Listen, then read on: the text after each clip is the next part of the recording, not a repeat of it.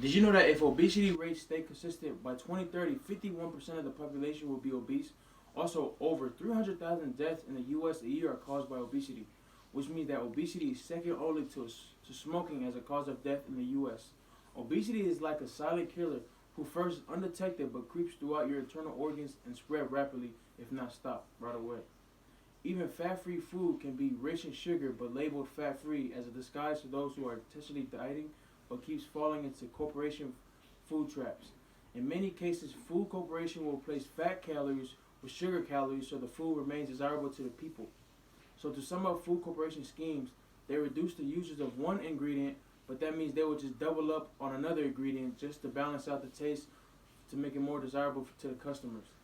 Then they will label that they have half the sugar, but there will be twice the corn syrup. Together, the people must be aware of the scams that the food companies may plan just so they can fill their pockets. If people don't wake up from this food trap, obesity will become deadly virus that can spread rapidly like a wildfire amongst the people. Obesity racks millions of death tolls worldwide, which makes it very deadly. Also, obesity will be an issue if people have more access for nutritional food instead of fast food. Finally, obesity causes many health issues, whether it's physically or emotionally, and obesity can affect your health estate, which leads you to all type of health problems. This this leads me to my first point. Obesity has many effects and problems that come with it, but the number one issue is death. Globally, obesity is one of the top five leading causes of death. Also, it affects 1 out of 6 kids in the U.S. With fast food all around the world, everyone in the earth will become obese if there isn't any dietary plans being provided. Obesity has claimed over 100,000 lives in the U.S. alone.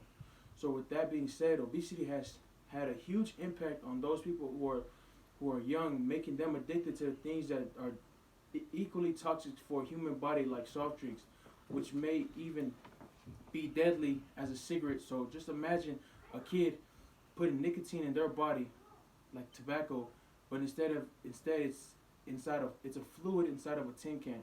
Many people in the world are affected by this disease either directly or by one of their loved ones. Obesity is like a virus that can be passed down. So if the parents choose fast food for their kids, the kids will pick up on that and it'll just be passed down like a tradition, killing families across the world.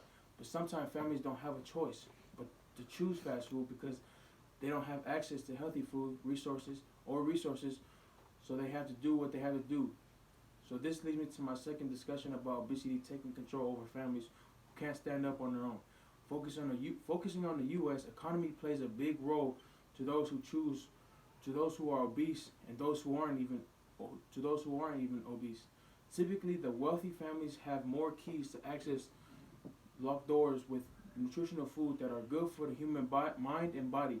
But for those who aren't wealthy, have more closed doors in front of them, so they have to do what they have to do when they aren't able to afford, which they have to choose fast food because they are cheaper and come in bulks, but they have absolutely no nutritional value in them. So obese victims in state are forced to choose fast food because they have no other resources, but they have to choose it even though it's the best. They have to make the best out of the situation, even if they kill them in the future. Everyone needs to be aware of this deadly disease that isn't detected until it's too late. It's known as obesity. In 2010, there was a campaign movement called Let's Move, which was launched by Michelle Obama, and it's a movement for younger kids to learn, and it teaches them culinary choices of healthy food so they can grow up and be more healthy and choose better decisions.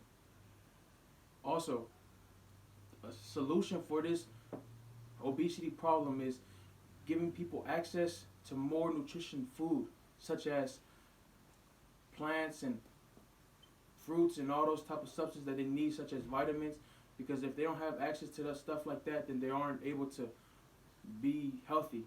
So that's a solution to stop obesity, and also just giving them the resource and also giving them the knowledge. The main ingredients and key to this is knowledge. If the people are informed of what they put in their body, then they will be much more observant of what they consume than just being able to just eat some type of fried chicken.